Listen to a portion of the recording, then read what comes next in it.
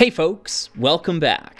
I'm your host, R.R. Slugger, and today we're going to be talking about set 40650 Land Rover Classic Defender.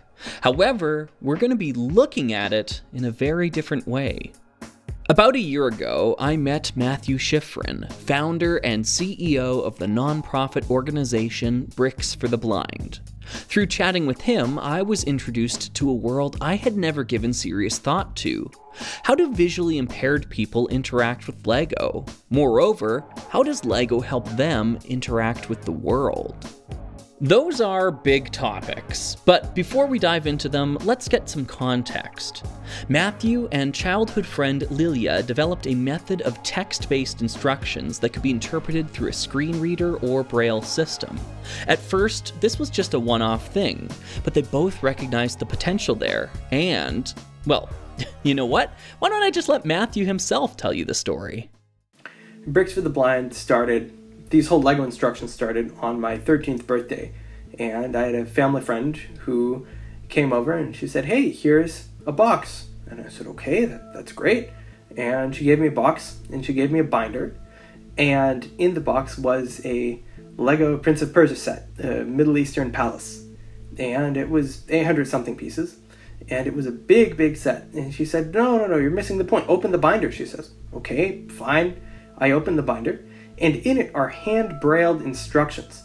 Why is this important? Because they're brailled on a massive braille typewriter. This is not an easy thing to do. It takes you hours to clack away and make this binder and these instructions. And this binder is big, size of the yellow pages, if not bigger. And I am so thrilled by this because I didn't think that I'd ever be able to build a LEGO set on my own. This binder was amazing. I sat there and I started building, and this friend, Lila, she wrote out all the instructions, made names for every single piece, and made it so that I could build this set on my own. I spent all day building, and in the evening, this massive set, domed Middle Eastern palace with its catapults and barred gates and camel, stood there before me on the kitchen table. And as soon as I saw that completed build, I thought, wow, I did this. I did this all by myself. And it was an amazing moment for me because kids, since they're little, they start with Duplo, and they graduate to LEGO, and it's a very seamless process. And in my case, my dad had started me on Bionicles at 4 or 5, and those were the only sets that I could build on my own, because if you built a single Toa, you could build the other Toa of that series. It was really amazing for me because that first set, I really had an epiphany, and I said to myself, we need to make more of these, and we need to do it now, and we need to do it fast. And then we said, okay, we need to post them somewhere. And we made a website called Lego for the Blind, and we posted all of our sets there. 40, 50 sets, modulars, the Tower Bridge, serious stuff. And as soon as we posted them, we got emails. And the emails were coming in, and they were from blind kids, and they said, "Hey, I love this. I can build a set on my own. And could you adapt this and that and the other thing?" And then we started getting them from blind parents. And they were saying, "Hey, I couldn't help my kids with LEGO before, but now I can. And it's great. And it's amazing. And thank you so much." And then we started getting them from sighted kids. And the sighted kids were saying, "Hey, we're not blind, but we love LEGO and keep this up." And so we were writing. And then Lila got diagnosed with cancer. And while she was going through chemo and radiation, she was still writing. She was still sorting each step into a separate Ziploc and labeling in Braille so I could build quicker. And after she died, I said to myself, okay, you have a choice. I said, you can either let this project die with her or conclude it. Make it matter. And make it matter he did. At present, Bricks for the Blind sports over 100 text-based instructions for a variety of LEGO sets, big and small. This site has empowered blind builders around the world to construct LEGO sets independently for the very first time. I was immensely curious about how these instructions worked, so I tried my best to experience them firsthand. Matthew helped coach me through my trepidation. Don't take it or yourself too seriously. Take the building experience as it comes. It'll definitely be different. One last thing to keep in mind, this may take you multiple hours. Be patient with yourself, and if you get overwhelmed, take a break, drink some water. And it'll be interesting also because you've had a little bit of exposure. You've seen the actual box art. So the good thing is you'll kind of know what you're building. And that'll be a plus for you because you won't be completely in the dark, pardon the pun. In retrospect, while I appreciate the confidence in my abilities, I have to report that I found this challenge to be very difficult, or rather, more difficult than what I was used to. Donning a blindfold, I did my best not to experience the set beyond the box art. My partner sorted the pieces for me into separate groups according to the instructions. This is a vital step in the process because, as I came to learn, finding the piece you're looking for is very nearly half the battle.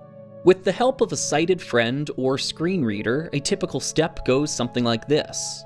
Locate one medium gray 4x6 plate. Place this, with the long axis running horizontally, onto the center of the build, leaving 4 exposed studs on the front and back of the yellow 2x4 plates underneath. If you're finding that hard to follow, you're not alone. Don't worry, this is one of the easier steps in this build. Some of the others put my brain into overdrive as I tried to think and feel my way through them.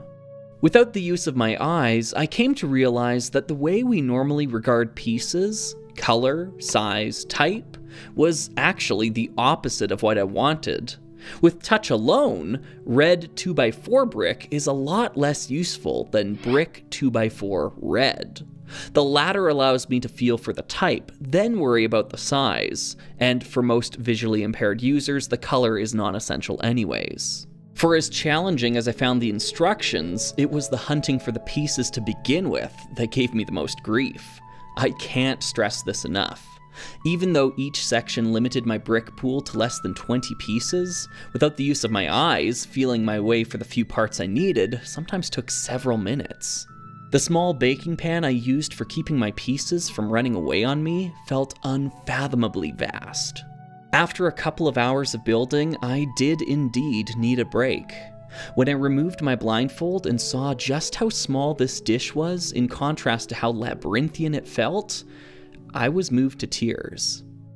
This was a humbling experience for me, to say the least. It gave me insight into building without sight, but also into how building without sight allows a blind person to see the world. What's crucial for blind kids about these LEGO instructions is the fact that they are teaching them about the world around them.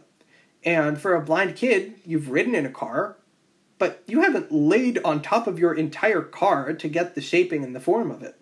And you know a car has 4 wheels and you steer with your steering wheel, all this generic stuff you know. But getting insight into the shaping and the approach and just the understanding of this vehicle is important.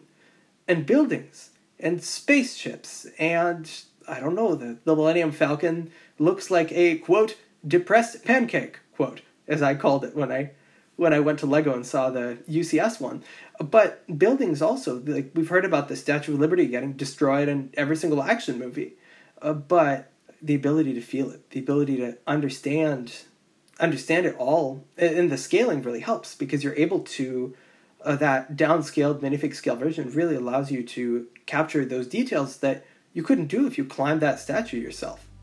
So let's examine the final product, set 40650 Land Rover Classic Defender.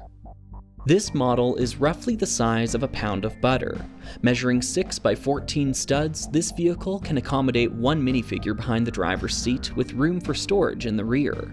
The build has all the hallmarks of a typical car: a roof, windshield, elongated hood, and 4 wheels with a spare attached to the back.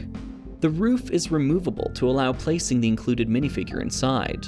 There is also a covered section for hauling gear, though the set doesn't contain anything to transport. There are very few studs to be felt, as smooth tile pieces adorn the exterior. All in all, this is a rather sturdy build, and is well suited for play. There are a few fiddly bits, such as the rear view mirrors, but overall I was quite happy with the final product. More than anything though, I'm thankful for how this set allowed me to see LEGO in a very new way. Thanks for listening, everyone. If you want to get involved with Bricks for the Blind, please visit their website. They're always looking for more help adapting and writing instructions. If there's someone in your life who could benefit from instructions like these, please share it with them. I also hope you can join me in thanking Matthew not only for taking the time to help me with this video, but for the incredible work he does on a daily basis. A generous, genuine soul if ever there was one. I've been your host, R.R. Slugger, and I'll see you next time for another video.